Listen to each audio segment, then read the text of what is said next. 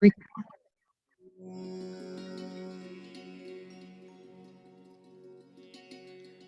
नमः शिवाय। ओम नमः शिवाय। ओम नमः शिवाय। ओम भूर्भुवः स्वः तत्सवितुर्वरेण्यं भर्गो देवस्य धीमहि धियो यो न प्रचोदयात्। ओम भूर्भुवः स्वः तत्सवितुर्वरेण्यं भर्गो देवस्य धीमहि धियो यो न प्रचोदयात्। ॐ भूर्भुवः स्वः तत्सवितुर्वरेण्यं भर्गो देवस्य धीमहि धियो यो न प्रचोदयात्। ओम नमः शिवाय। ओम नमः शिवाय। ओम नमः शिवाय। आज की कथा हम आरंभ करने जा रहे हैं संगत जी, जिसमें कि हमने कल जाना था कि शिव, विष्णु, रुद्र और ब्रह्मा के स्वरूप का विवेचन। अब ऋषियों ने पूछा कि शिव कौन है, विष्णु कौन है, रुद्र कौन है और ब्रह्मा कौन है, इन सब में निर्गुण कौन है। हमारे इस संदेह का आप निवारण कीजिए। सूत जी ने कहा, महर्षियों, वेद और वेदांत के विद्वान ऐसा मानते हैं कि निर्गुण परमात्मा से सर्वप्रथम जो सगुण रूप प्रकट हुआ उसी का नाम शिव है। शिव से पुरुष सहित प्रकृति उत्पन्न हुई। उन दोनों ने मूल स्थान में स्थित जल के भीतर तप किया। वह स्थान पंचक्रोशी काशी के नाम से विख्यात है, जो भगवान शिव को अत्यंत प्रिय है। यह जल संपूर्ण विश्व में व्याप्त था। उस जल का आश्रय लेके योग माया से युक्त श्री हरि वहां पर सोई। नार अर्थात जल को अयन निवास स्थान बनाने के कारण फिर नारायण नाम से प्रसिद्ध हुए और प्रकृति नारायणी कहलाई। नारायण के नाभि कमल से जिनकी उत्पत्ति हुई वे ब्रह्मा कहलाते हैं। ब्रह्मा ने तपस्या करके जिनका साक्षात्कार किया उन्हें विष्णु कहा गया है। ब्रह्मा और विष्णु के विवाद को शांत करने के लिए निर्गुण शिव ने जो रूप प्रकट किया है उसका नाम महादेव है।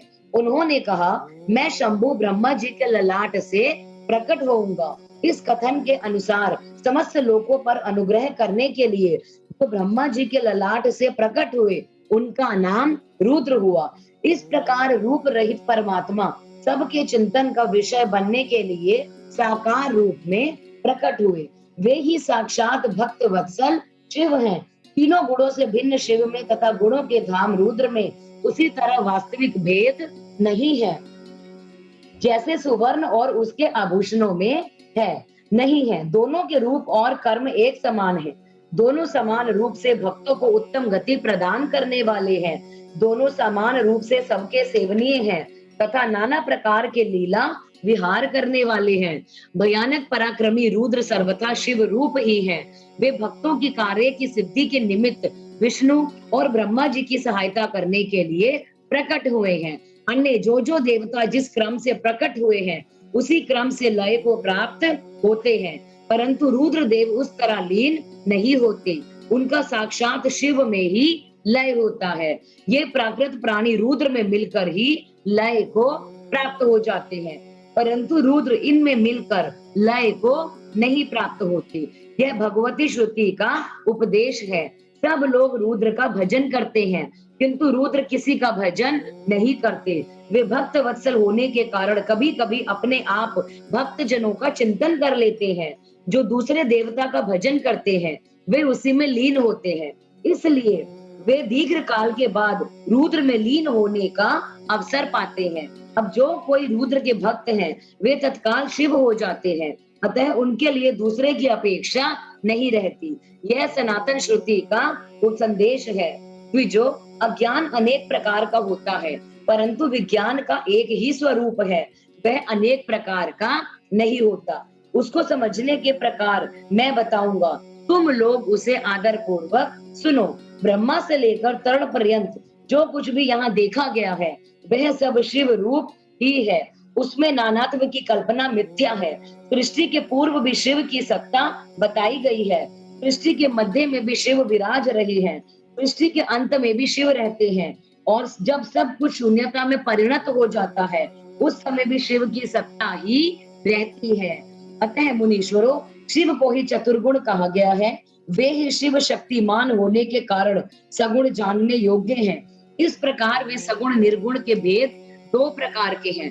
जिन शिव ने ही भगवान विष्णु को संपूर्ण सनातन वेद, अनेक वर्ण, अनेक मात्रा तथा अपना ध्यान एवं पूजन दिए हैं, वे ही संपूर्ण विद्याओं के ईश्वर है, ऐसी सनातन श्रुति है।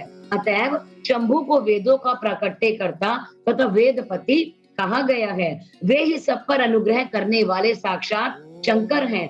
कर्ता, भर्ता, हर्ता, साक्षी तथा निर्गुण भी वे ही हैं। दूसरों के लिए काल का मान है, परंतु काल स्वरूप रुद्र के लिए काल की कोई गणना नहीं है, क्योंकि वे साक्षात स्वयं महाकाल है और महाकाली उनके आश्रित है। ब्राह्मण रुद्र और काली को एक से ही बताते हैं।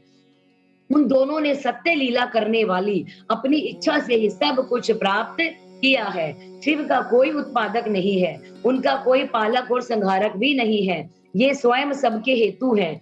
एक होकर भी अनेकता को प्राप्त हो सकते हैं और अनेक होकर भी एकता को। एक ही बीज जो है बाहर होकर वृक्ष और फल आदि के रूप में परिणत होता हुआ पुनः बीज भाव को प्राप्त हो जाता है। इसी प्रकार शिव रूपी महेश्वर स्वयं एक से अनेक होने में हेतु है। यह उत्तम शिव ज्ञान तत्वतः बताया गया है।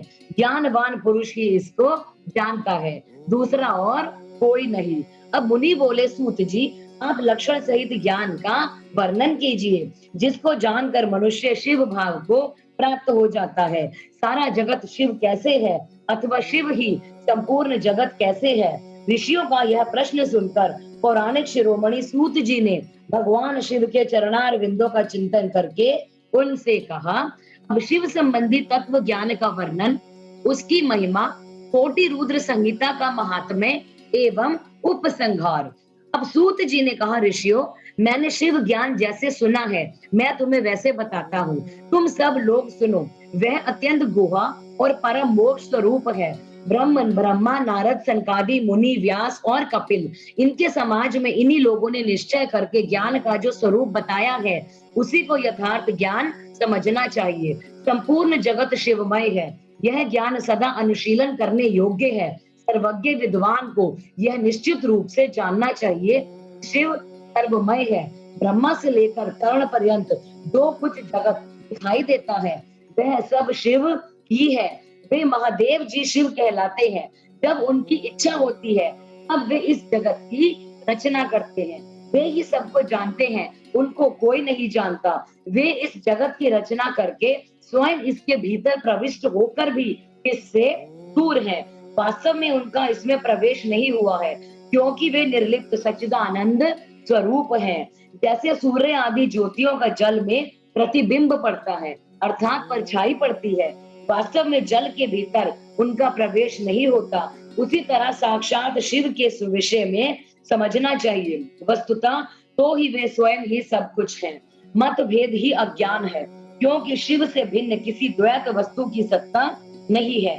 संपूर्ण दर्शनों में मतभेद ही दिखाया जाता है, परंतु वेदांती नित्य अद्वैत तत्व का वर्णन करते हैं। परंतु अविद्या से मोहित होकर अवश हो रहा है और अपने को शिव से भिन्न समझता है। अविद्या से मुक्त होने पर वह शिव ही हो जाता है। शिव सबको व्याप्त करके स्थित है और संपूर्ण जंतुओं में व्यापक है। वह जड़ और चेतन सबके ईश्वर होकर स्वयं ही सबका कल्याण करते हैं। जो विद्वान पुरुष वेदांत मार्ग का आश्रय ले उनके साक्षात्कार के लिए साधना करता है, उसे वह साक्षात्कार रूप फल अवश्य प्राप्त होता है। व्यापक अग्नि तत्व प्रत्येक काष्ठ में स्थित है, परंतु जो उस काष्ठ का मंथन करता है, वही असंदिग्ध रूप से अग्नि को प्रकट करके देखता है। उसी तरह जो बुद्धिमान यहाँ भक्ति आदि साधनों का अनुष्ठान करता है, उसे अवश्य शिव का दर्शन प्राप्त हो जाता है। इसमें कोई शक नहीं है। सर्वत्र केवल शिव है, शिव है, शिव है, दूसरी कोई वस्तु नहीं है। वे शिव ब्रह्म से ही सदा नाना रूपों में भासित होते हैं। जैसे समुद्र, मिट्टी तथा सुवर्ण के उपाधि भेद से नानात्व को प्राप्त होते हैं, उसी प्रकार भगवान शंकर भी उपाधियों से ही अनेक रूपों में भासते हैं। कार्य और कारण में वास्तविक भेद नहीं होता, केवल भ्रम से भरी हुई बुद्धि के द्वारा ही उसमें भेद की प्रतीति होती है। भ्रम दूर होते ही भेद बुद्धि का नाश हो जाता है। जब बीज से अंकुर उत्पन्न होता है, तब वह नानात्व को प्रकट करता है, फिर अंत में बीज रूप में ही स्थित हो जाता है और अंकुर जो है वो नष्ट हो जाता है। ज्ञानी बीज रूप में ही स्थित है और नाना प्रकार के विकार अंकुर रूप हैं। उन विकार स्वरूप अंकुरों की निवृत्ति हो जाने पर पुरुष फिर ज्ञानी रूप में ही स्थित हो जाता है। इसमें अन्यथा विचार नहीं करना चाहिए। सब कुछ शिव है और शिव ही सब कुछ है। शिव तथा संपूर्ण जगत में कोई भेद नहीं है। फिर क्यों कोई अनेकता देखता है, क्यों कोई एकता ढूंढता है? जैसे एक ही सूर्य नामक ज्योति जल आदि उपाधियों में विशेष रूप से नाना प्रकार की दिखाई देती है, उसी प्रकार शिव भी है। जैसे आकाश सर्वत्र व्यापक होकर भी स्पर्श आदि बंधन में नहीं आता, उसी प्रकार व्यापक शिव भी कहीं नहीं बंधते। अहंकार से युक्त होने के कारण शिव का अंश जीव कहलाता है। उस अहंकार से मुक्त होने पर वह साक्षात शिव ही है। कर्मों के भोग में लिप्त होने के कारण जीव तुच्छ है और निर्लिप्त होने के कारण शिव महान है। जैसे एक ही सुवर्ण आदि चांदी आदि से मिल जाने पर कम कीमत का हो जाता है, उसी प्रकार अहंकार युक्त जीव अपना महत्व खो देता है। जैसे क्षार आदि से शुद्ध किया हुआ उत्तम सुवर्ण आदि पूर्ववत बहुमूल्य हो जाता है, उसी प्रकार संसार विशेष से शुद्ध होकर जीव भी शुद्ध हो जाता है। पहले सद्गुरु को पाकर भक्ति भाव से युक्त हो शिव बुद्धि से उनका पूजन और स्मरण आदि करें।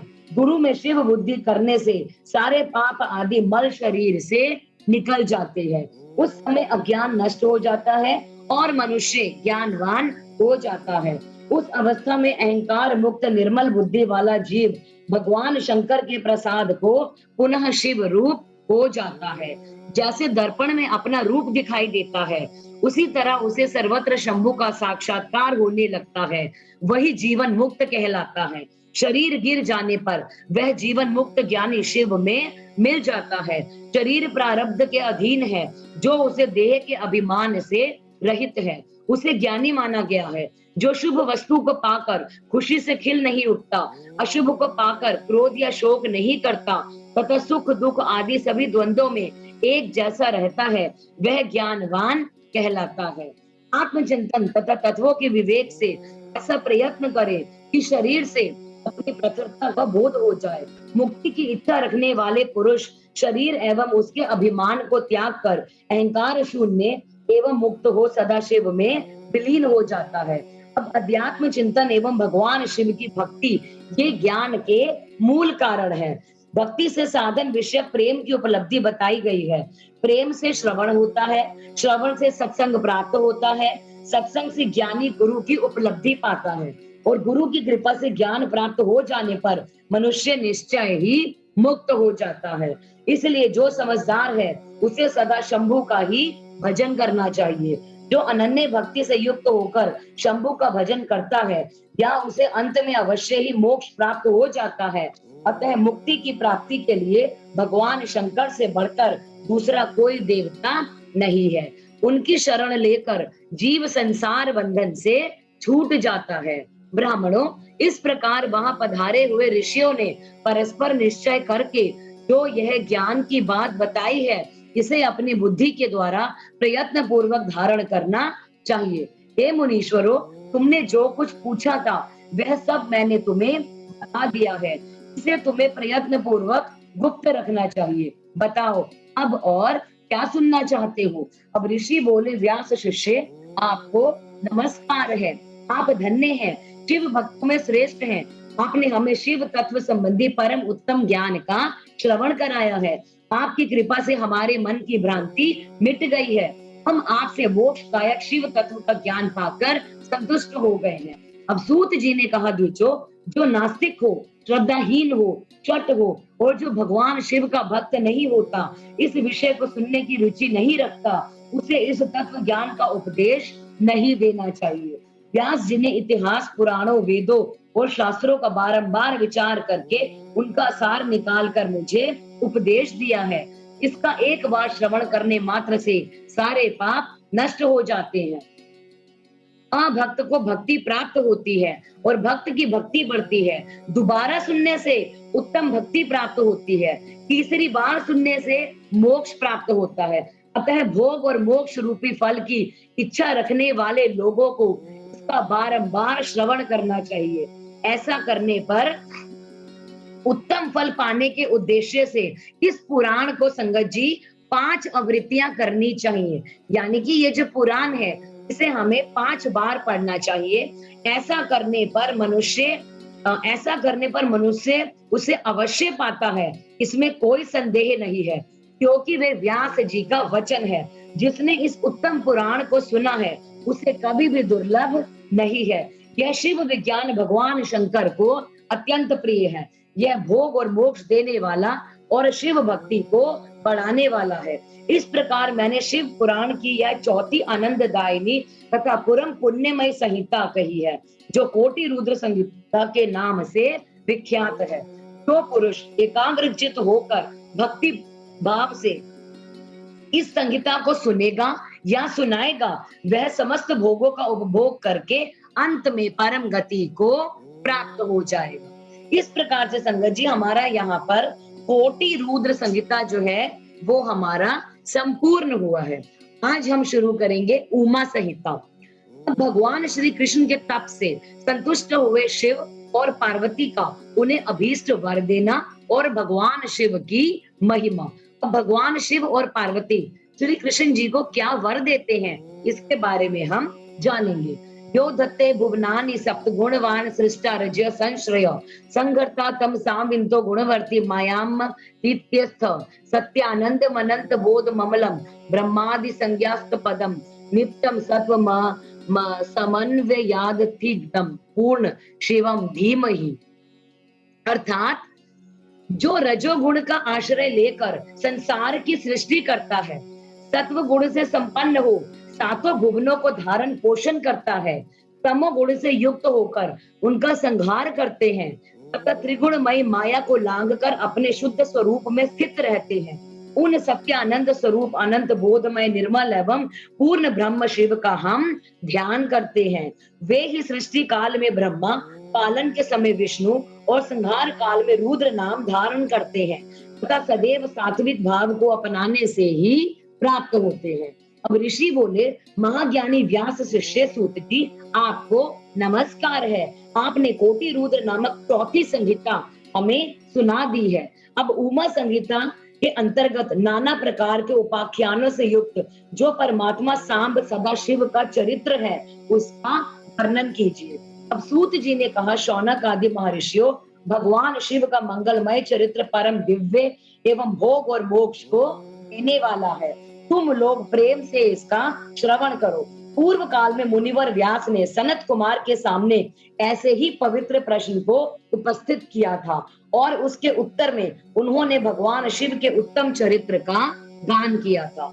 उस समय पुत्र की प्राप्ति के निमित्त श्री कृष्ण के हिमवान पर्वत पर जाकर महर्षि उपमन्यु से मिलने, उनकी बताई हुई पद्धति के अनुसार भगवान शिव की प्रसन्नता के लिए तप करने, उनके तप से प्रसन्न होकर पार्वती, कार्तिकेय तथा गणेश सहित शिव के प्रकट होने तथा श्री कृष्ण के द्वारा उनकी स्तुति पूर्वक वरदान मांगने की कथा सुनाकर सनत कुमार जी ने कहा कि श्री कृष्ण का वचन सुनकर भगवान भव उनसे बोले, वासुदेव, तुमने जो कुछ मनोरथ किया है वह सब पूर्ण होगा। इतना कहकर त्रिशूलधारी भगवान शिव फिर से बोले, यादवेद्र, तुम्हें सांब नाम से प्रसिद्ध एक महापराक्रमी बलवान पुत्र प्राप्त होगा। एक समय मुनियों ने भयानक संवर्तक प्रलयंकर सूर्य को शाप दिया था कि तुम मनुष्य योनि में उत्पन्न हो जाओ, अतः वे संवर्तक सूर्य ही तुम्हारे पुत्र होंगे। इसके सिवा जो जो वस्तुएं तुम्हें अभीष्ट हैं वह सब तुम प्राप्त कर लो। सनत कुमार जी कहते हैं इस प्रकार परमेश्वर शिव से संपूर्ण वरों को प्राप्त करके श्री कृष्ण ने विविध प्रकार की बहुत सी स्तुतियों के द्वारा उन्हें पूर्णतः संतुष्ट किया है। तदंतर भक्त वत्सला गिरिराज कुमारी शिवा ने प्रसन्न होकर उन तपस्वी शिव भक्त महात्मा वासुदेव से कहा। पार्वती बोली, परम बुद्धिमान वसुदेव नंदन श्री कृष्ण, मैं तुमसे बहुत संतुष्ट हूँ। अनग, तुम मुझसे भी उन मनोवांछित वरों को ग्रहण करो जो भूतल पर दुर्लभ है। अब श्री कृष्ण क्या कहते हैं संगत जी कि हे देवी, यदि आप मेरे इस सत्य तप से संतुष्ट हैं तो मुझे वर दे रही है, तो मैं यह चाहता हूँ कि ब्राह्मणों के प्रति कभी मेरे मन में द्वेष ना हो। मैं सदा द्विजों का पूजन करता रहूं और मेरे माता पिता सदा मुझसे संतुष्ट रहें। जहां कहीं भी जाऊं, समस्त प्राणियों के प्रति मेरे हृदय में अनुकूल भाव रहे। आपके दर्शन के प्रभाव से मेरी संतति उत्तम हो। मैं सैकड़ों यज्ञ करके इंद्र आदि देवताओं को तृप्त करूं। सहस्त्रों साधु सन्यासियों और अतिथियों को सदा अपने चर्चा श्रद्धा से पवित्र अन्न का भोजन कराऊं और भाई बंधुओं के साथ नित्य मेरा प्रेम नानक जो है बना रहे तथा मैं सदा संतुष्ट रहूं। अब सनत कुमार जी कहते हैं कि श्री कृष्ण का ऐसा वचन सुनकर संपूर्ण अभीष्टों को देने वाली सनातनी देवी पार्वती विस्मित हो उनसे बोली, वासुदेव, ऐसा ही होगा, तुम्हारा कल्याण हो। इस प्रकार श्री कृष्ण पर उत्तम कृपा करके उन्हें जो है उन वरों को देकर पार्वती देवी तथा परमेश्वर शिव दोनों वहीं पर अंतर ध्यान हो गए। तदंतर केशिंतक श्री कृष्ण ने मुनीश्वर उपमन्यु को प्रणाम करके उनसे वर प्राप्ति का सारा समाचार बताया। तब उन मुनि ने कहा, जनार्दन, संसार में भगवान शिव के सिवा दूसरा कौन महादानी ईश्वर है तथा क्रोध के समय दूसरा कौन अत्यंत दुस्सह हो उठता है। महायशस्वी गोविंद दान तप शौर्य तथा सिद्धांतों में शिव से बढ़कर कौन है। अतः तुम शंभु के दिव्य ऐश्वर्य का सदा श्रवण करते रहो। तदंतर उपमन्यु के द्वारा शिव की महिमा सुनने के बाद उन मुनीश्वरों को नमस्कार करके वसुदेव नंदन केशव मन ही मन शंभु का स्मरण करते हुए द्वारकापुरी को चले गए। अब आगे की कथा इस प्रकार है संगत जी। नरकों में गिरने वाले पापों का संक्षिप्त परिचय। अब यहाँ पर जो है बहुत ही ध्यान पूर्वक जो है सुनने वाली कथा शुरू हुई है कि जो लोग मरने के बाद जो लोग नरक में जाते हैं तो उसमें जो उन्हें कौन कौन से दुखों को झेलना पड़ता है वो सारा हमें इसमें बताया गया है। अब सनत कुमार जी कहते हैं, व्यास जी, जो पाप परायण जीव महानरक के अधिकारी हैं उनका संक्षेप से परिचय दिया जाता है। सावधान होकर सुनना। पर स्त्री को प्राप्त करने का संकल्प, पराये धन को अपहरण करने की इच्छा, चित्त के द्वारा अनिष्ट चिंतन तथा ना करने योग्य कर्म में प्रवृत्त होने का दुराग्रह, ये 4 प्रकार के मानसिक पाप कर्म होते हैं। तो जो पाप होते हैं संगत जी वो 4 तरह के होते हैं। ये 4 प्रकार के मानसिक पाप कर्म है। असंगत प्रलाप, बेसिर पैर की बातें, असत्य भाषण, अप्रिय बोलना, पीठ पीछे चुगली करना, ये 4 वाचिक वाणी के द्वारा होने वाले पाप कर्म है। अब भक्ष्य भक्षण, प्राणियों की हिंसा, व्यर्थ के कार्यों में लगना और दूसरों के धन को हड़प लेना, ये 4 प्रकार के शारीरिक पाप कर्म हैं। इस प्रकार ये 12 कर्म बताए गए हैं जो मन, वाणी और शरीर इन 3 साधनों से उत्पन्न होते हैं और संपन्न होते हैं। जो संसार सागर से पार उतारने वाले महादेव जी से द्वेष करते हैं वे सब के सब नरकों के समुद्र में गिरते हैं। उनको बड़ा भारी पातक लगता है। जो शिव ज्ञान का उपदेश देने वाले तपस्वी की, गुरुजनों की और पिता ताऊ आदि की निंदा करते हैं वो उन्मत्त मनुष्य नरक समुद्र में गिर जाते हैं। और वे ब्रह्म हत्यारा, मदिरा पीने वाला, सुवर्ण चुराने वाला, गुरु पत्नी गामी तथा इन चारों के संपर्क में रखने वाला 5वीं श्रेणी का पापी, ये सब के सब महापात ही कहे गए हैं। जो क्रोध से, लोभ से, भय से तथा द्वेष से ब्राह्मण के वध के लिए महान मर्म भेदी दोष का वर्णन करता है वह ब्रह्म हत्यारा होता है। तो ब्राह्मण को बुलाकर उसे कोई वस्तु देने के पश्चात फिर से ले लेता है तथा जो निर्दोष होकर जो निर्दोष पुरुष पर दोषारोपण करता है वह वह मनुष्य भी ब्रह्म हत्यारा होता है, जो भरी सभा में उदासीन भाव से बैठे हुए श्रेष्ठ द्विज को अपनी विद्या के अभिमान से अपमानित करके उसे निस्तेज हत प्रतिभ कर देता है, उसे ब्रह्म हत्यारा कहा गया है। जो दूसरों के यथार्थ गुणों का भी बलात् खंडन करके झूठे गुणों के द्वारा अपने आप को उत्कृष्ट साधन करता है, वह भी निश्चय ही ब्रह्म हत्यारा होता है। तो सांडों के द्वारा बाही जाती हुई गौओं के तथा गुरु के उपदेश ग्रहण करते हुए द्विजों के कार्य में विघ्न डालता है, उसे ब्रह्म हत्यारा कहते हैं। जो देवताओं, ब्राह्मणों तथा गौओं के उपयोग के लिए दी गई भूमि को हड़प लेता है, उसे भी ब्रह्म हत्यारा कहा गया है। देवता और ब्राह्मण के धन को हर लेना तथा अन्याय से धन कमाना ब्रह्म हत्या के समान ही आतक जानना चाहिए। जिस किसी व्रत, नियम तथा यज्ञ को ग्रहण करके उसे त्याग देने तथा मंच महायज्ञों का अनुष्ठान ना करना मदिरापान के समान पातक बताया गया है। पिता और माता को त्याग देना, झूठी गवाही देना, ब्राह्मण से झूठा वादा करना, शिव भक्तों को मांस खिलाना तथा अभक्ष्य वस्तु का भक्षण करना ब्रह्म हत्या के तुल्य कहा गया है। वन में निरपराध प्राणियों का वध कराना भी ब्रह्म हत्या के भी तुल्य हैं। और साधु पुरुष को चाहिए कि वह ब्राह्मण के धन को त्याग दे, उसे धर्म के कार्यों में भी ना लगाए, अन्यथा ब्रह्म हत्या का दोष लगता है। गौओं के मार्ग में, वन में तथा गांव में जो लोग आग लगाते हैं, वे भी ब्रह्म हत्या ही कहते हैं। इस तरह के जो भयानक पाप हैं, वो ब्रह्म हत्या के समान माने जाते हैं। अब ब्राह्मण के द्रव्य का अपहरण करना, पैतृक संपत्ति के बंटवारे में उलट पुलट फेर करना, अत्यंत अभिमान और अधिक क्रोध करना, पाखंड फैलाना, कृतघ्नता करना, विषयों में अत्यंत आसक्ता होना, कंजूसी करना, सत्पुरुषों से द्वेष रखना, पर स्त्री समागम करना, श्रेष्ठ कुल की कन्याओं को कलंकित करना, यज्ञ, बाग बगीचे, सरोवर तथा स्त्री पुरुष का विक्रय करना, तीर्थ यात्रा, उपवास तथा व्रत एवं उपनयन आदि का सौदा करना, स्त्री के धन से जीविका चलाना, स्त्रियों के अत्यंत वशीभूत होना, स्त्रियों की रक्षा ना करना और छल से पराई स्त्रियों का सेवन करना, ब्रह्मचर्य आदि व्रतों को त्याग देना, दूसरों के आचार का सेवन करना, असात शास्त्रों का अध्ययन करना, सूखे तर्क का सहारा लेना, देवता, अग्नि, गुरु, साधु तथा ब्राह्मण की निंदा करना, पितृज्ञ और देव यज्ञ को त्याग देना, अपने कर्मों का परित्याग करना, बुरे स्वभाव को अपनाना, नास्तिक होना, पापों में लगना और सदा झूठ बोलना, इस तरह के पापों से युक्त स्त्री पुरुष को उपपात भी कहा गया है।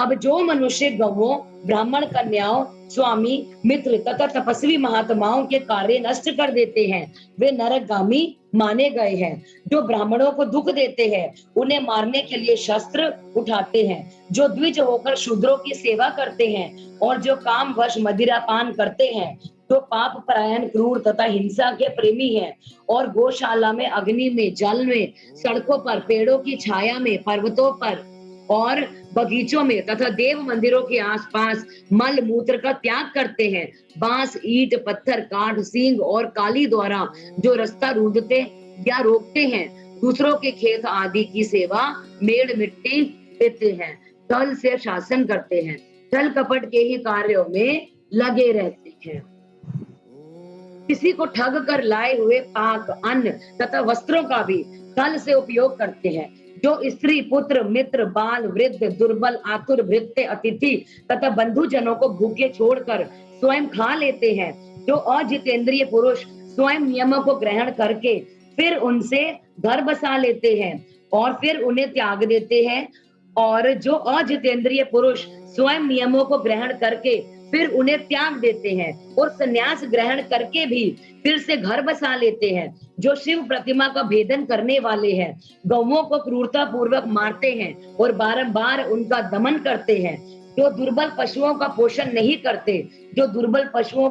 नहीं करते तथा सदा उन्हें जोड़ के रखते हैं, अधिकतर भार लाद कर उन्हें पीड़ा देते हैं, और सहन ना होने पर बलपूर्वक उन्हें हल या गाड़ी में जोतते हैं अथवा उनके असहा बोझ खिंचवाते हैं, जो उन पशुओं को खिलाए बिना ही भार ढोने या हल खींचने के काम में जोत देते हैं, बंधे हुए भूखे पशुओं को चरने के लिए नहीं छोड़ते, तथा जो भार से घायल और रोग से पीड़ित और भूख से आतुर गाय बैलों का यत्न पूर्वक पालन नहीं करते, वे सब के सब गो हत्यारे और नरकगामी माने गए हैं। जो पापिष्ट मनुष्य बैलों के अंडकोश कुटवाते हैं और बंध्या गाय को जोतते हैं, वे महानारकी हैं। जो आशा से घर पर आए हुए भूख प्यास और परिश्रम से कष्ट पाते हुए अन्न की इच्छा रखने वाले अतिथियों, अनाथों, स्वाधीन पुरुषों, जो है दीनों, बाल, वृद्ध, दुर्बल एवं रोगियों पर कृपा नहीं करते, वे मूढ़ नरक के समुद्र में गिरते हैं। मनुष्य जब मरता है तब उनका कमाया हुआ धन घर में ही रह जाता है। भाई बंधु भी शमशान तक जाकर वापस आ जाते हैं। केवल उसके किए हुए पाप और पुण्य ही परलोक के पथ पर जाने वाले और जीवन के साथ जाते हैं। जो औचित्य की सीमा को लांघ कर मनमाना कर वसूलता है और जो दूसरों को दंड देने में रुचि रखता है, तथा वह राजा नरक में पकाया जाता है। जिस राजा के राज्य में प्रजा घूसखोरों और अपनी रुचि के अनुसार कम दाम देकर अधिक कीमत का माल लेने वाले अधिकारियों तथा चोर डाकुओं से अधिक सताई जाती है, वह राजा भी नरकों में पाया जाता है। पराई स्त्रियों के साथ व्यभिचार और चोरी करने वाले प्रचंड पुरुषों को जो पाप लगता है, वही पर स्त्रीगामी राजा को भी लगता है। जो साधु को चोर और चोर को साधु समझता है और बिना विचारे ही निरपराध को प्राण दंड दे देता है, वह राजा नरक में पड़ता है। जिस किसी पराये द्रव्य को सरसों बराबर भी चुरा लेने पर मनुष्य नरक में गिरते हैं, इसमें कोई शक नहीं है। इस तरह के पापों से युक्त मनुष्य मरने के बाद यातना भोगने के लिए नूतन शरीर आता है, जिसमें संपूर्ण आकार अभिव्यक्त होते हैं। इसलिए किए हुए पाप का प्रायश्चित कर लेना चाहिए, अन्यान्य 100 करोड़ कल्पों में भी बिना भोगे हुए पाप का नाश नहीं होता। जो मन, वाणी और शरीर के द्वारा स्वयं पाप करता, दूसरे से कराता और किसी के दुष्कर्म का अनुमोदन करता है, उसके लिए पाप गति नरक ही फल है। इस प्रकार से आगे की कथा है संगत जी, पापियों और पुण्य आत्माओं की यमलोक यात्रा। अब जो लोग पाप करते हैं और जो पुण्य आत्माएं होती हैं, उनकी यमलोक की यात्रा कैसी होती है मरने के बाद?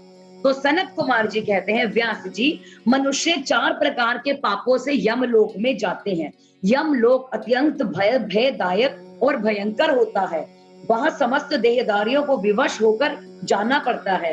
कोई ऐसे प्राणी नहीं है जो यमलोक में ना जाते हो। किए हुए कर्म का फल कर्ता को अवश्य भोगना पड़ता है। इसका विचार करो। जीवों में जो शुभ कर्म करने वाले सौम्य चित्त और दयालु हैं, वे सौम्य मार्ग से यमपुरी के पूर्व द्वार को जाते हैं। जो पापी पाप कर्म परायण तथा दान से रहित हैं, वे भयानक दक्षिण मार्ग के यमलोक की यात्रा करते हैं। मृत्यु लोक से 86,000 योजन की दूरी लांघकर नाना रूप वाले यमलोक की स्थिति है, यह जानना चाहिए। पुण्य कर्म करने वाले लोगों को तो वह नगर निकटवर्ती सी जान पड़ता है, परंतु भयानक मार्ग से यात्रा करने वाले पापियों को वह बहुत दूर स्थित दिखाई पड़ता है। वहां का मार्ग कहीं तो तीखे कांटों से युक्त है, कहीं कंकड़ों से व्याप्त है, कहीं छुरे की धार के समान तीखे पत्थर उस मार्ग पर जड़े गए हैं, कहीं पर बड़ी भारी कीचड़ फैली हुई है। बड़े छोटे पातकों के अनुसार वहां की कठिनाइयों में भी भारीपन और हल्कापन है। कहीं कहीं यमपुरी के मार्ग पर लोहे की सुइयों के समान तीखे दाब फैले हुए हैं। तदंतर यमपुरी के मार्ग की भीषण यातनाओं और कष्टों का वर्णन करके सनत कुमार जी ने कहा, व्यास जी, जिन्होंने कभी दान नहीं किया है, वे लोग भी इस प्रकार दुख उठाते और सुख की याचना करते हुए उस मार्ग पर जाते हैं। जिन्होंने पहले से ही दान रूपी राह खर्च ले रखा है, वे सुख पूर्वक यमलोक की यात्रा करते हैं। इस रीति से कष्ट उठाकर पापी जीव जब प्रेतपुरी में पहुंच जाता है, तो तब उनके विषय में यमराज को सूचना दे दी जाती है। उनकी आज्ञा पाकर दूत उन पापियों को यमराज के आगे ले जाकर खड़ा कर देते हैं।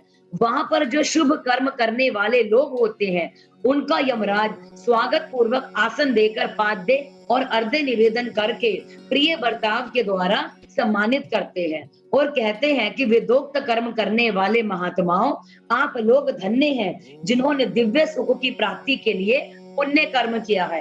अतः आप लोग दिव्य आंगनाओं के भोग से भूषित तथा संपूर्ण मनोवांछित पदार्थों से संपन्न निर्मल स्वर्ग लोक में जाइए। वहां पर महान भोगों का उपभोग करके अंत में पुण्य के क्षीण हो जाने पर जो कुछ थोड़ा सा जो अशुभ शेष रह गया है, उसे फिर यहाँ पर आकर भोगिएगा। जो धर्मात्मा मनुष्य होते हैं, वे मानो यमराज के लिए मित्र के समान है। वे यमराज को सुख पूर्वक सौम्य धर्मराज के रूप में देखते हैं, किंतु जो क्रूर कर्म करने वाले हैं, वे यमराज को भयानक रूप में देखते हैं। उनकी दृष्टि में यमराज का मुख जो है दाढ़ों के कारण विकराल जान पड़ता है। नेत्र टेढ़ी भौहों से युक्त प्रतीत होते हैं। उनके केश ऊपर को उठे होते हैं। दाढ़ी मूछ बहुत बड़ी बड़ी होती है। होठ ऊपर की ओर फड़कते रहते हैं। उनकी 18 बाजुएं होती हैं। वे कुपित तथा काले कोयलों के ढेर की तरह दिखाई देते हैं। उनके हाथों में सब प्रकार के अस्त्र शस्त्र उठे होते हैं। वे सब प्रकार के दंड का भय दिखाकर उन पापियों को डांटते हैं। बहुत बड़े भैंसे पर आरूढ़, लाल वस्त्र और लाल माला धारण करके बहुत ऊंचे महामेरु के समान दृष्टिगोचर होते हैं। उनके नेत्र प्रज्वलित अग्नि के समान जो है उद्दीप्त दिखाई देते हैं। उनका शब्द प्रलय काल के मेघ की गर्जना के समान गंभीर होता है। वे ऐसे जान पड़ते हैं जैसे मानो महासागर को पी रहे हो, गिरिराज को निगल रहे हो और मुंह से आग उगल रहे हो। उनके समीप प्रलय काल की अग्नि के समान प्रभा वाले मृत्यु देवता खड़े रहते हैं। काजल के समान काले काल देवता और भयानक कृतांत देवता भी रहते हैं। इनके शिव मारी, उग्र महामारी, भयंकर काल रात्रि, अनेक प्रकार के रोग तथा भांति भांति के भयावह कुष्ठ मूर्तिवान हो, हाथों में शक्ति, शूल, अंकुश, पाश, चक्र और खड़ग लिए खड़े रहते हैं। वज्र तुल्य मुख धारण करने वाले रुद्र गण क्षुर, तरकश और धनुष धारण किए वहां पर उपस्थित होते हैं। सभी नाना प्रकार के आयुध धारण करने वाले महान वीर एवं भयंकर हैं। इनके अतिरिक्त असंख्य महावीर यमदूत, जिनकी अंग कांति काले कोयले के समान काली होती है, संपूर्ण अस्त्र शस्त्र लिए हुए भयंकर जान पड़ते हैं। ऐसे परिवार से घिरे हुए घोर यमराज तथा भीषण चित्रगुप्त को अपिष्ट प्राणी देखते हैं। यमराज उन पाप कर्मियों को बहुत डांटते हैं और भगवान चित्रगुप्त धर्म युक्त वचनों के द्वारा उन्हें समझाते हैं। संगत जी, नरकों की 28 कोटियों तथा प्रत्येक के 5-5 नायक के क्रम से 140 रौरवादी नरकों की नाम वाली। अब यहाँ पर जो है संगत जी, हमें अलग अलग प्रकार के जो नरक हैं उनके बारे में बताया गया है। सनत कुमार जी कहते हैं कि व्यास जी, तदंतर यमदूत पापियों को अत्यंत तपे हुए पत्थर पर बड़े वेग से देकर मारते हैं, मानो वज्र से बड़े बड़े वृक्षों को धाराशायी कर दिया जाता है। उस समय शरीर से जर्जर हुआ देहधारी जीव कान से खून बहने लगता है और शुद्ध बुद्ध खोकर निश्चेष्ट हो जाता है। जब वायु का स्पर्श कराकर वे यमदूत फिर उसे जीवित कर देते हैं, उसके पापों की शुद्धि के लिए उसे नरक के समुद्र में डाल देते हैं। पृथ्वी के नीचे नरक की 7 कोटियां हैं। तो जो हमारे जो है संगत जी, जो नरक है हमारा पृथ्वी के नीचे की कोटियां बताई गई हैं, जो 7 होती हैं। पृथ्वी के नीचे नरक की 7 कोटियां हैं। जो 7वें तल के अंत में घोर अंधकार है। जो सबसे नीचे वाली जो कोटि है, जो 7th वाली है, उसमें घोर अंधेरा रहता है। उन सब की 28 कोटियां हैं और हर एक की 28-28 कोटियां हैं।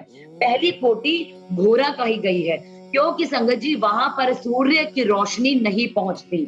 दूसरी सुघोरा है जो उसके नीचे स्थित है। तीसरी अति घोरा, चौथी महाघोरा, 5वीं घोर घोरा, छठी तला तला, सातवीं भयानका, आठवीं काल रात्रि, नवी भयोत्कटा, उसके नीचे 10वीं चंडा और उसके भी नीचे महाचंडा, फिर चंड कोलाहल तथा उससे भिन्न प्रचंडा है जो चंडों की नायिका कही गई है। इसके बाद पद्या, पद्यावती, भीता और भीमा है जो भीषण नरकों की नायिका मानी गई है। 18वीं कराला, 19वीं विकराला और 20वीं नरक कोटि वज्रा कही गई है। तदंतर त्रिकोणा, पंचकोणा, सुदीघ्रा, अखिला, तीर्था, समा, भीम बला, भीमा तथा 28वीं दीप्त प्राया है। इस प्रकार मैंने तुमसे भयानक नरक कोटियों के नाम बताए हैं। इनकी संख्या 28 ही है। ये पापियों को यातना देने वाली है। उन कोटियों के क्रमशः 5-5 नायक जानने चाहिए। अब उन सब कोटियों के नाम बताए जाते हैं, सुनो। उनमें प्रथम रौरव नरक है, जो सबसे पहला नरक है संगत जी, वो रौरव नरक है। जहां पर पहुंचकर देहधारी जीव रोने लगता है। महारौरव की पीड़ा से तो महान पुरुष भी रो देते हैं। इसके बाद शीत और उषण नामक नरक है, फिर सुघोर है। रौरव से सुघोर तक आदि के 5 नरक नायक माने गए हैं। इसके बाद सुमहाती, क्षण संजीवन, महातम, विलोम, विलोक, कंटक, तीव्र वेग, कराल, विकराल, प्रकंपन, महावक्र, काल, काल सूत्र, प्रगर्जन, सूची मुख, सुनेती, खादक, सुप्रपीड़न, कुंभी पाक और सुपाक, क्रकच, अति दारुण, अंगार, राशि भवन, मेरु, असक्र प्रहित, तीक्ष्ण तुंड, शकुनी, महासवर्तक, क्रतु, तप्त जंतु, पंक लेप, प्रतिमास, त्रपुद्धव, उच्छवास, सुनिरच्छवास, सुदीघ्र, कूट, शालमली, दुरिष्ट, सुमहावाद, प्रवाद, सुप्रतावन, मेघ, वृष, शालम, सिंह मुख, व्याघ्र मुख, गज मुख, कुकुर मुख, सुकर मुख, अजमुख, महिष मुख, घुष मुख, कोक मुख, बुक मुख, ग्रहा, कुंभी, नस, नृक, सर्प, कर्म, कार्क, गृद्ध, उल्लूक, हलौक, शार्दूल, प्रथ, कर्कट, मंडूक, पतिमुख, रुद्राक्ष, पूर्ति, मृतिक, कर्ण, धूर्म, अग्नि, क्रमी, गंधी, वपु, अग्निद्र,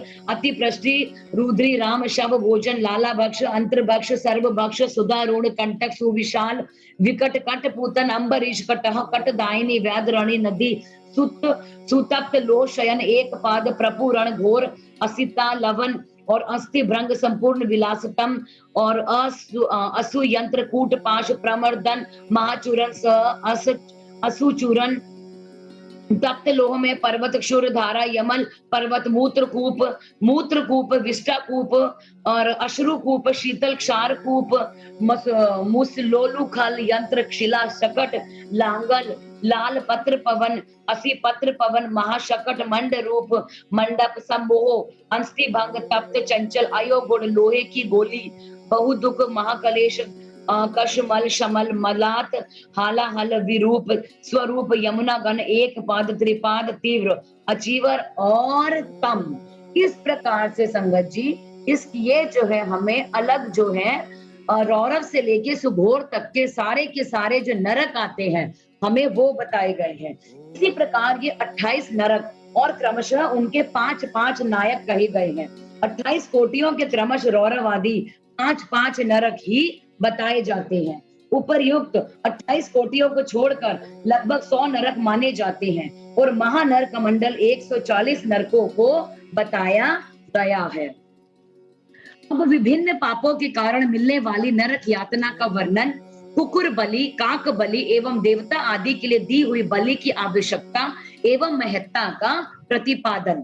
अब हम जानेंगे कि अलग अलग पापों से जो है कौन से पाप करने से कौन सा नरक मिलता है, हम ये जानेंगे संगत जी।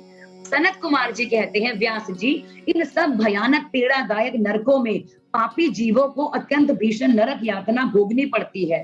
जो मिथ्या आगम पाखंडियों के शास्त्र में प्रवृत्त होता है वह द्विजह नामक नरक में गिरता है। तो जिह्वा के आकार में आधे कोस तक फैले हुए तीक्ष्ण हलों के द्वारा वहां उसे विशेष पीड़ा दी जाती है। जो क्रूर मनुष्य माता पिता और गुरु को डांटता है उसके मुंह में कीड़ों से युक्त विष्ठा ठूंस दी जाती है और उसे खूब पीटा जाता है। जो मनुष्य शिव मंदिर, बगीचे, बावड़ी, कूप, तड़ाग और ब्राह्मण के स्थान को नष्ट भ्रष्ट कर देता है, वह स्वेच्छा अनुसार रमण करते हैं, वो नाना प्रकार के भयंकर कोलू आदि के द्वारा पेरे और पकाए जाते हैं तथा प्रलय काल पर्यंत नरकाग्नियों में पकते रहते हैं। अब पर स्त्रीगामी पुरुष जो पुरुष जो है वो पर स्त्रियों की तरफ जाता है, उस रूप से ही व्यभिचार करते हैं और मारे पीटे जाते हैं। पुरुष अपने पहले जैसे शरीर को धारण करके लोहे की बनी हुई और खूब तपाई हुई नारी का गाढ़ आलिंगन करके सब ओर से जलते रहते हैं। वे उस दुराचारणी स्त्री का गाढ़ आलिंगन कर देते हैं और रोते हैं।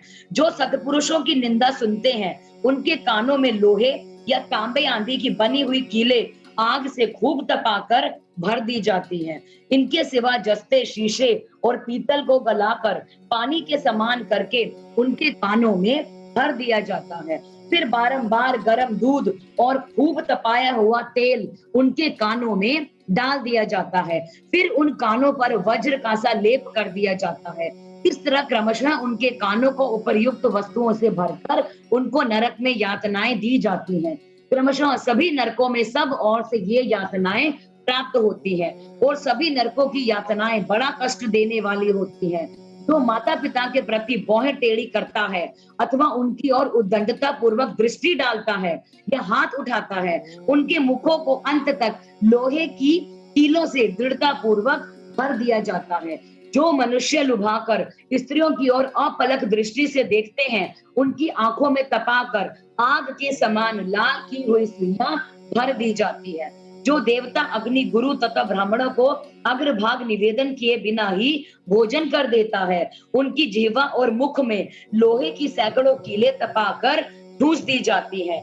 जो लोग धर्म का उपदेश करने वाले महात्मा कथा वाचक की निंदा करते हैं, देवता अग्नि और गुरु के भक्तों की तथा सनातन धर्म शास्त्र की जो खिल्लियां उड़ाता है, उनकी छाती, कंठ, जिह्वा, दांतों की संधि, तालू, होठ, नासिका, मस्तक तथा संपूर्ण अंगों की संधियों में आग के समान तपाई हुई 3 शाखा वाली लोहे की कीलों को मुदगरों से ठोका जाता है। उस समय उन्हें बहुत कष्ट होता है। उसके बाद सब ओर से उनके घावों पर तपाया हुआ नमक छिड़क दिया जाता है।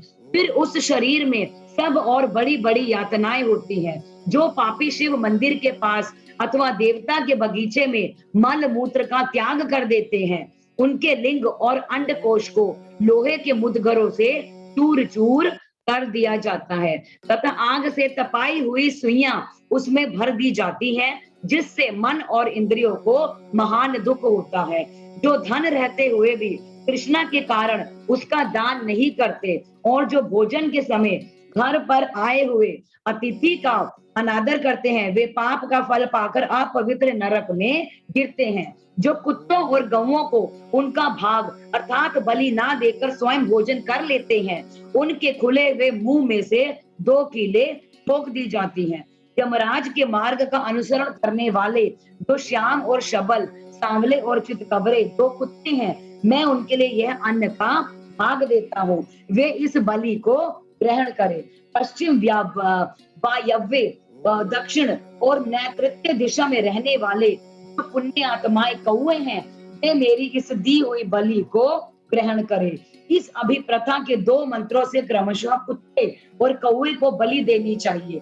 जो लोग यत्न पूर्वक भगवान शंकर की पूजा करके विधिवत अग्नि में आहुति देकर शिव संबंधी मंत्रों के द्वारा बलि समर्पित करते हैं, वे यमराज को नहीं देखते और स्वर्ग में जाते हैं। इसलिए प्रतिदिन बलि देनी चाहिए। एक चौकोर मंडप बनाकर उसे गंध आदि से अधिवासित करें।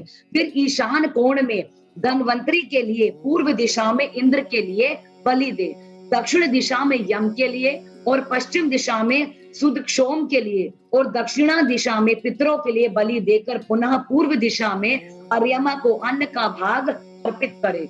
द्वार देश में धाता और विधाता के लिए बलि का निवेदन करें। तदंतर कुत्तों के स्वामी पक्षियों के लिए भूतल पर अन्न डाल दे। देवता, पितर, मनुष्य, प्रेत, भूत, कुहाक, पक्षी, कृमि और कीट, ये सभी गृहस्थ से अपनी जीविका चलाते हैं। ये सभी स्वाहाकार, स्वधाकार, वसष्टकार तथा हंतकार, ये धर्ममयी धेनु के 4 स्तन हैं। स्वाहाकार नामक स्तन का पान देवता करते हैं और स्वधा का पितर लोग और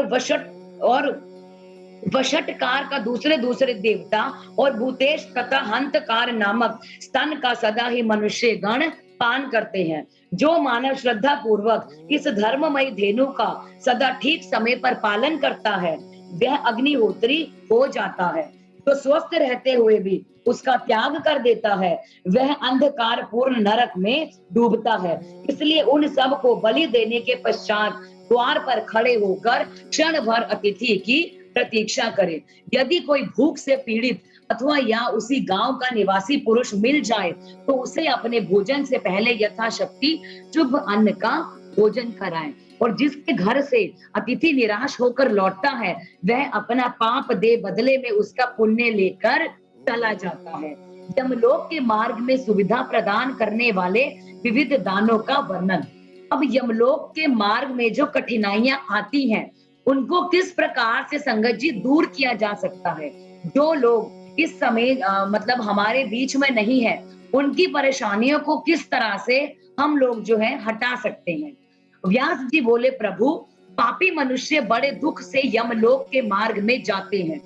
अब आप मुझे उन धर्मों का परिचय दीजिए जिनसे जीव सुख पूर्वक यम मार्ग पर यात्रा करते हैं।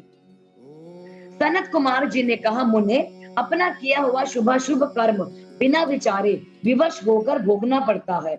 अब मैं उन धर्मों का वर्णन करता हूँ जो सुख देने वाले हैं। इस लोक में तो श्रेष्ठ कर्म करने वाले कोमलचित और दयालु पुरुष हैं। वे भयंकर यम मार्ग पर सुख से यात्रा करते हैं। जो श्रेष्ठ ब्राह्मणों को जूता और खड़ाऊ दान करता है, वो मनुष्य विशाल घोड़े पर सवार हो बड़े सुख से यमलोक में जाता है।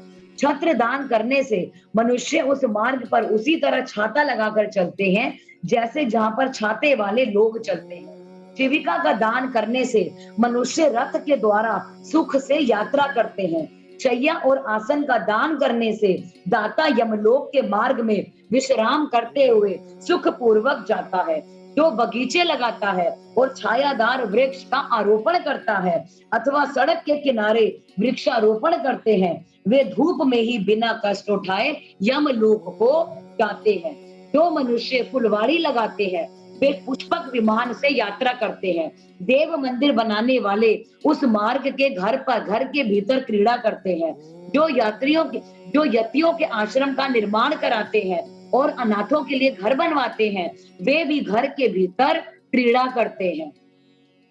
जो देवता अग्नि, गुरु, ब्राह्मण, माता और पिता की पूजा करते हैं, वे मनुष्य स्वयं ही पूजित हो अपनी इच्छा के अनुकूल जो है मार्ग द्वारा सुख से यात्रा करते हैं। दीप दान करने वाले मनुष्य संपूर्ण दिशाओं को प्रकाशित करते हुए ही जाते हैं। ग्रह ध्यान करने से दाता रोग शोक से रहित हो सुख पूर्वक यात्रा करते हैं। गुरुजनों की सेवा करने वाले मानव विश्राम करते हुए जाते हैं। बाजा देने वाले उसी तरह सुख से यात्रा करते हैं मानो अपने घर जा रहे हो। गोदान करने वाले लोग संपूर्ण मनोवांछित वस्तुओं से भरे पूरे मार्ग द्वारा जाते हैं। अन्न पाने को मनुष्य उस मार्ग पर इस लोक में दिए हुए अन्न पान को भी पाता है।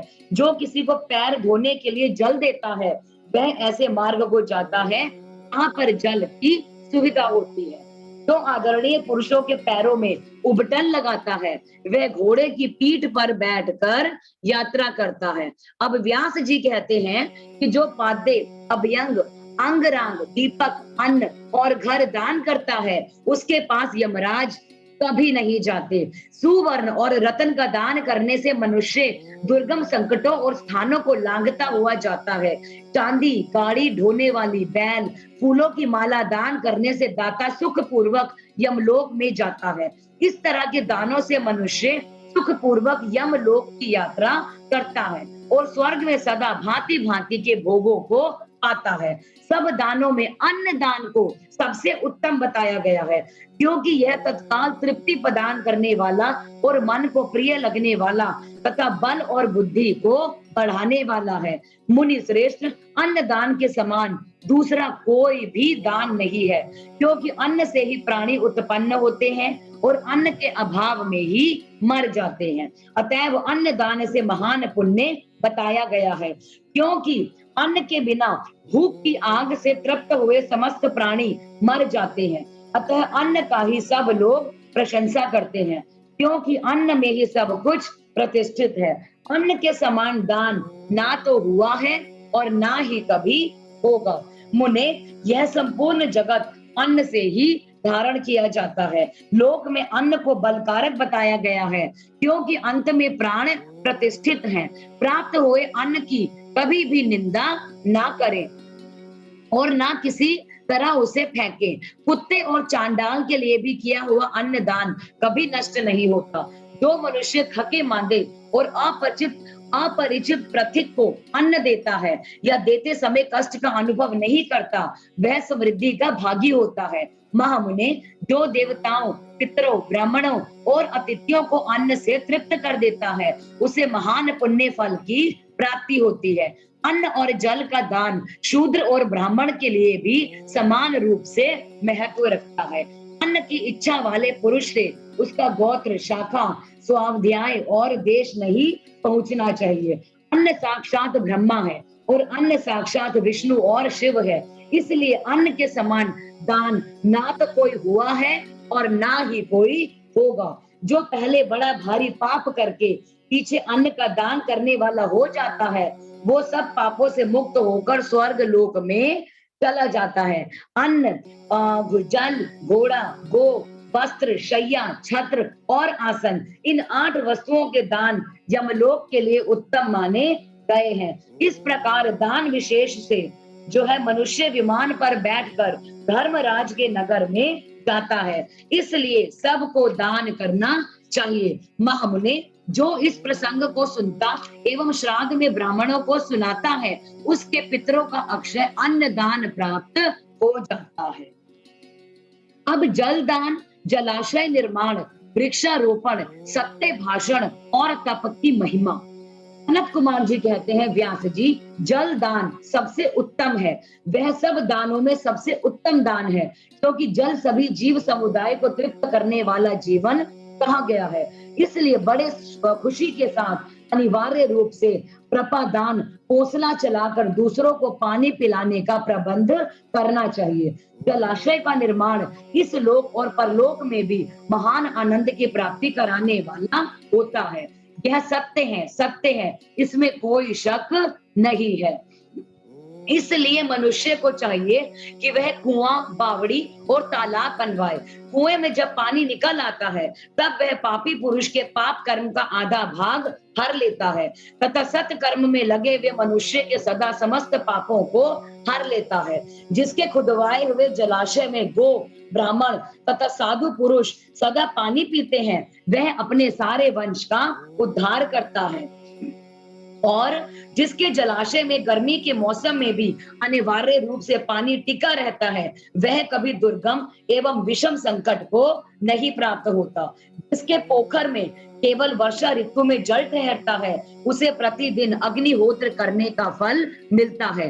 ऐसा ब्रह्मा जी का कथन है। जिसके तड़ाग में शरत काल तक जल ठहरता है, उसे सहस्त्र गोदान का फल मिलता है। इसमें कोई शक नहीं है। जिसके तालाब में हेमंत और शिशिर ऋतु तक पानी मौजूद रहता है, वह बहुत सी सुवर्ण मुद्राओं की दक्षिणा से युक्त यज्ञ का फल पाता है।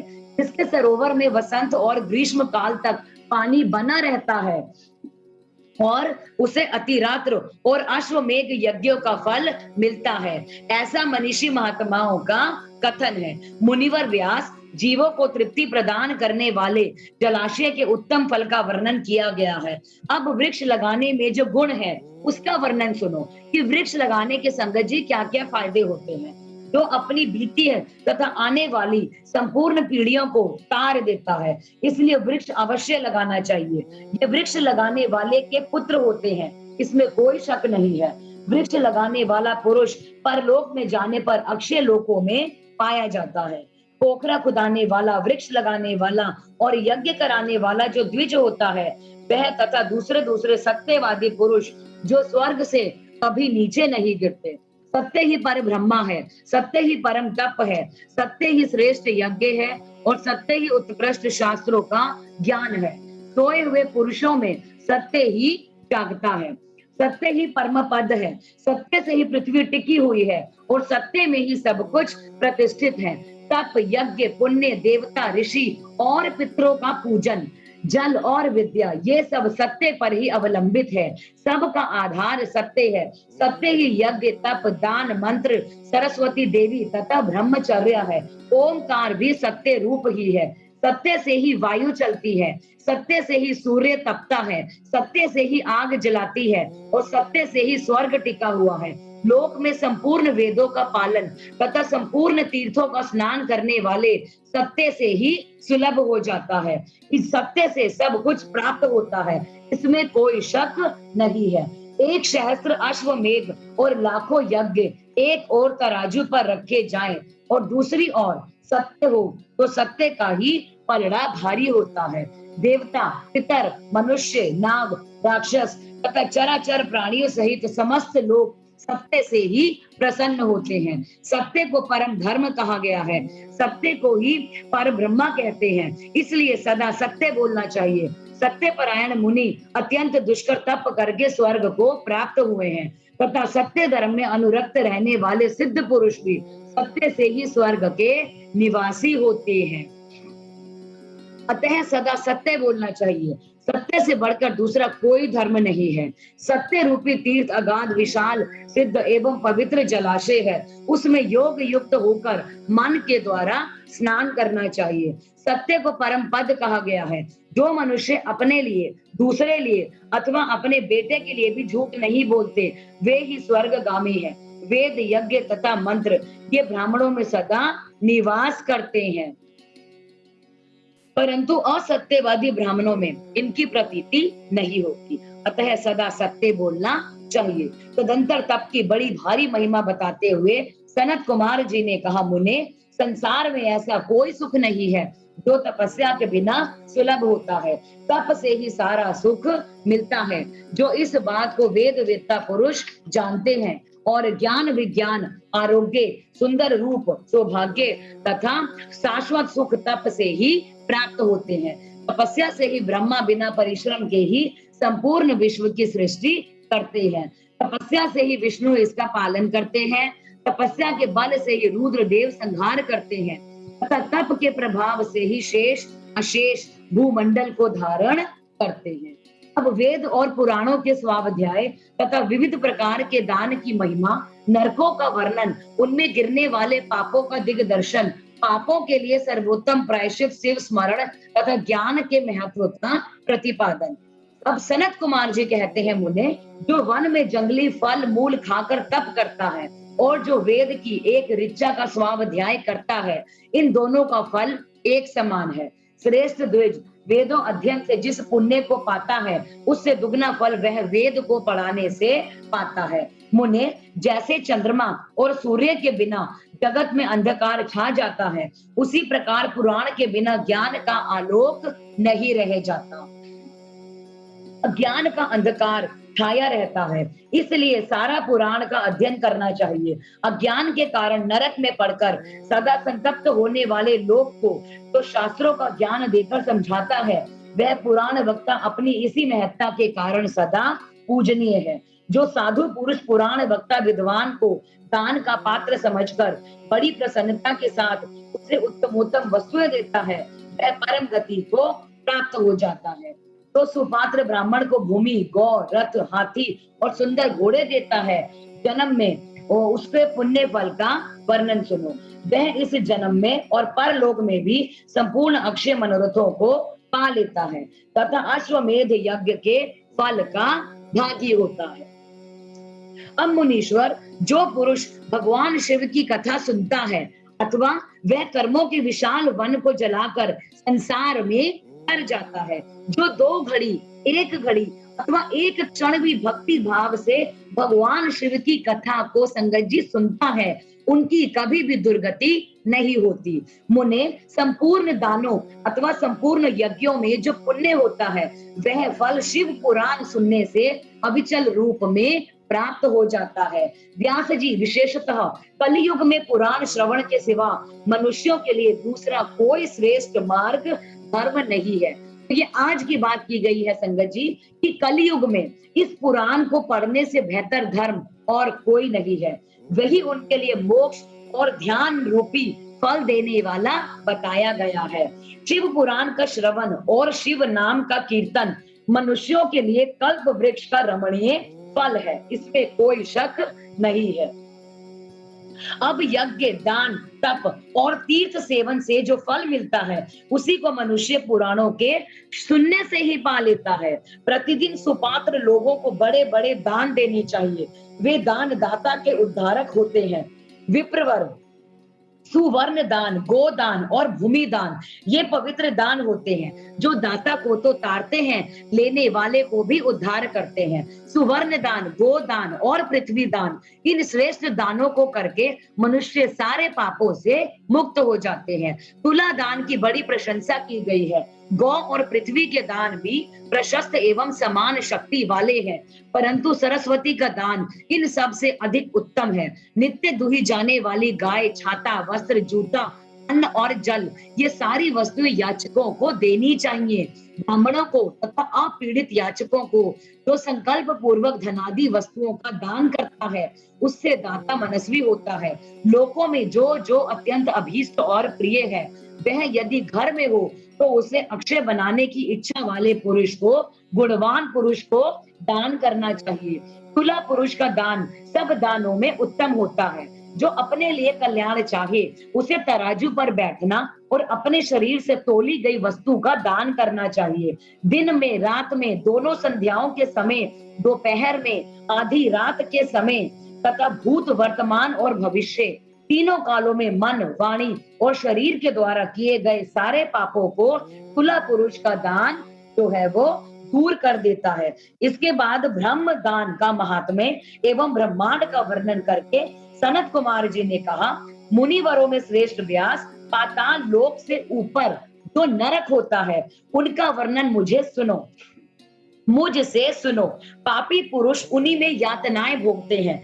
रौरव, शूकर, रोध, ताल, विवसन या विषसन, महज्जल, तत्कुंभ, लवण, विलोहित, तीब बहाने वाली वैतरणी और क्रमी या क्रमीश, क्रमी भोजन, कृष्ण, असी पत्रवन, दारुण, लाला भक्ष, पीयूवह, पाप, वहिन ज्वाल, अधिक क्षीरा, संदर्श, काल सूत्र, तमस, अविची, रोधन, शव भोजन, अप्रतिष्ठ, महारौरव और शालमली इत्यादि ये सारे नरक वहीं पर हैं। व्यास जी, उनमें जो पाप कर्म परायण पुरुष पकाए जाते हैं उनका क्रमशः वर्णन करता हूँ, सावधान होकर सुनो। अब जो मनुष्य ब्राह्मणों, देवताओं और गौओं के लिए हितकर कार्य के सिवा अन्य किसी कार्य के लिए झूठी गवाही दिलवाता है अथवा हमेशा झूठ बोलता है वो रौरव नरक में जाता है। जो भ्रूण यानी कि गर्भस्थ शिशु की हत्या और सुवर्ण की चोरी करने वाला, गाय को कटघरे में बंद करने वाला, विश्वासघाती, शराबी, ब्रह्म हत्यारा, दूसरों के द्रव्य का अपहरण करने वाला तथा इन सब का संगी है वो मरने पर तप्त कुंभ नामक नरक में जाता है। गुरु के वध से भी किसी नरक की प्राप्ति होती है। बहिन, माता, गो और पुत्री का वध करने से भी तप्त कुंभ में ही गिरना पड़ता है। साध्वी स्त्री को बेचने वाला, अधिक ब्याज लेने वाला, देश विक्रय करने वाला तथा अपने भक्त को त्यागने वाला, ये सब पापी तप्त लोह नामक नरक में पकाए जाते हैं। जो नराधम गुरुजनों का अपमान करने वाला तथा उनके प्रति दुर्वचन बोलने वाला है, जो वेद की निंदा करने वाला, वेदों को बेचने वाला, वे सब के सब लवण नामक नरक में जाते हैं। चोर विलोहित नामक नरक में गिरता है। मर्यादा को दूषित करने वाले पुरुष भी ऐसी ही गति होती है। जो पुरुष देवता, ब्राह्मण और पितृगण से द्वेष करने वाले हैं तथा जो रत्न को दूषित उसमें मिलावट करते हैं वो क्रमी भक्ष नामक नरक में पड़ता है। जो दूषित यज्ञ दूसरी को हानि पहुंचाने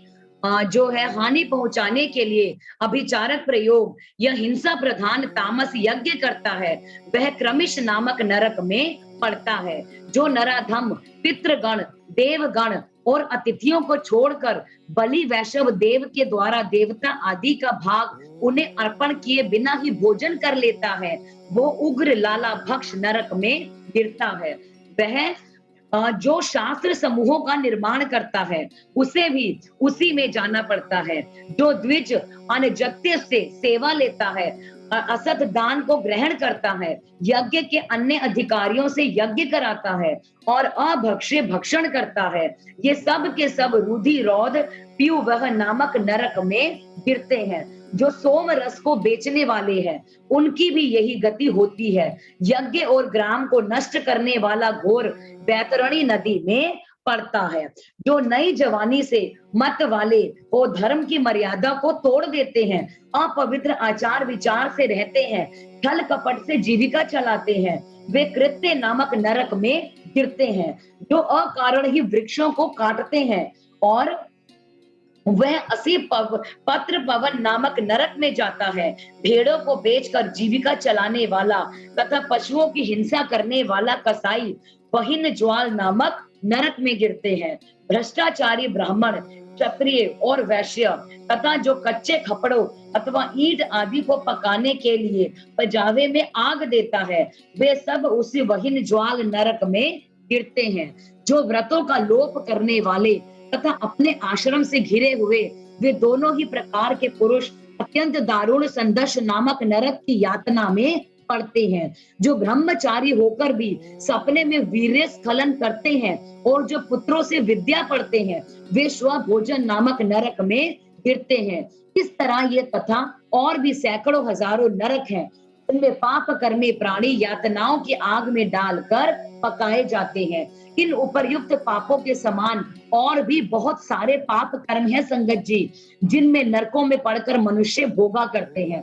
जो लोग मन, वाणी और क्रिया के द्वारा अपने वर्ण और आश्रम के विरुद्ध कर्म करते हैं, वे नरक में गिरते हैं। नरक में सिर नीचे करके लटकाए गए प्राणी स्वर्ग लोक में रहने वाले देवताओं को देखा करते हैं और देवता लोग भी नीचे दृष्टि डालने पर उन सभी अधोमुख नरक की जीवों को देखते हैं। पापी लोग नरक भोग के अनंतर क्रमशः उन्नति के लिए स्थावर, कृमि, जलचर, पक्षी, पशु, मनुष्य, धर्मात्मा, मानव, देवता तथा मुमुक्षु होते और अंत में मोक्ष प्राप्त कर लेते हैं। जितने जीव स्वर्ग में हैं, उतने ही नरक में हैं। जो पापी मनुष्य अपने पाप का प्रायश्चित नहीं करता, वो जाकर नरक में गिरता है। काली नंदन स्वयंभू मुनि ने महान पापों के लिए महान और लघु पापों के लिए लघु प्रायश्चित बताए गए हैं। अर्थात जो बड़े पाप करते हैं संगत जी, उनके लिए बड़ा प्रायश्चित होना चाहिए और जो छोटे पाप करते हैं, उनके लिए छोटा प्रायश्चित बताए गए हैं। इन अशेष पाप कर्मों के लिए जो जो प्रायश्चित संबंधी कर्म बताए गए हैं, उन सब में भगवान शंकर का स्मरण ही सबसे उत्तम प्रायश्चित है। जिस पुरुष के मन में पाप कर्म करने के अनंतर पश्चाताप होता है, उसके लिए तो एकमात्र भगवान शिव का ही स्मरण ही सर्वोत्तम प्रायश्चित है। प्रातः काल, सायंकाल, रात में अथवा मध्याह्न आदि में भगवान शिव का स्मरण करने से पाप रहित हुआ मनुष्य महेश्वर धाम को प्राप्त कर लेता है। भगवान शिव के स्मरण से समस्त पापों और कलेशों का क्षय हो जाने से मनुष्य स्वर्ग अथवा मोक्ष को प्राप्त कर लेता है। जिसका चित्त जप, होम और पूजा आदि करते समय निरंतर भगवान महेश्वर में लगा रहता है, उसके लिए इंद्र आदि पद की प्राप्ति रूप फल हो विघ्न ही है। मुने, जो पुरुष भक्ति भाव से दिन रात भगवान शिव को याद करता है, उसके सारे पातक नष्ट हो जाते हैं, इसलिए वह कभी नरक में नहीं पड़ता। नरक और स्वर्ग ये पाप और पुण्य के ही दूसरे नाम है। इनमें से एक तो दुख देने वाला है और दूसरा सुख देने वाला है। जब एक ही वस्तु कभी प्रीति प्रदान करने वाली होती है और कभी दुख देने वाली बन जाती है, तब यह निश्चय होता है कि कोई भी पदार्थ ना तो दुखमय है और ना सुखमय है।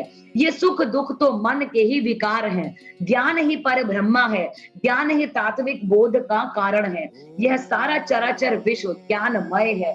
उस परम विज्ञान से भिन्न दूसरी कोई भी वस्तु नहीं है। इस प्रकार से संगत जी हमने जाना कि जो अलग अलग जो व्यक्ति अलग अलग प्रकार के जो पाप करते हैं, वो कौन कौन से नरकों में जाते हैं। तो आगे का जो अध्याय है हम कल करेंगे संगत जी। तो आज मैं यहीं पर जो हूँ इसको रोकना चाहूंगी। कल हम ये जानेंगे मृत्यु काल निकट आने के कौन कौन से लक्षण होते हैं। जिस इंसान की मृत्यु होने वाली होती है तो उसके लक्षण क्या है, उनका वर्णन, और आगे हम इसी से रिलेटेड बहुत सारा जो है वर्णन करेंगे। तो अभी तो सबसे पहले मैं आप सब लोगों से और भगवान से माफी चाहूंगी जो भी गलतियां उच्चारण के वक्त हुई हैं, और भगवान का बहुत बहुत शुक्राना कि जो उन्होंने हमें जो है इस पुराण को पढ़ने का सौभाग्य प्राप्त करवाया। तो रिक्वेस्ट है कि 3 बार ओम की चैंटिंग के लिए बैठ जाएंगे।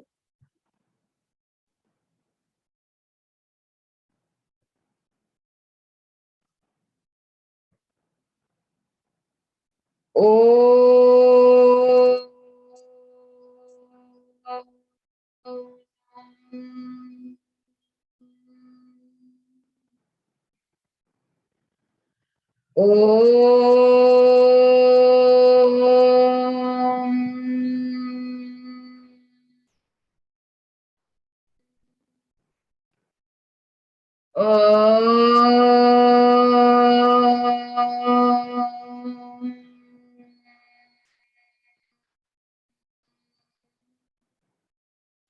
ओम नमः शिवाय, ओम नमः शिवाय, ओम नमः शिवाय।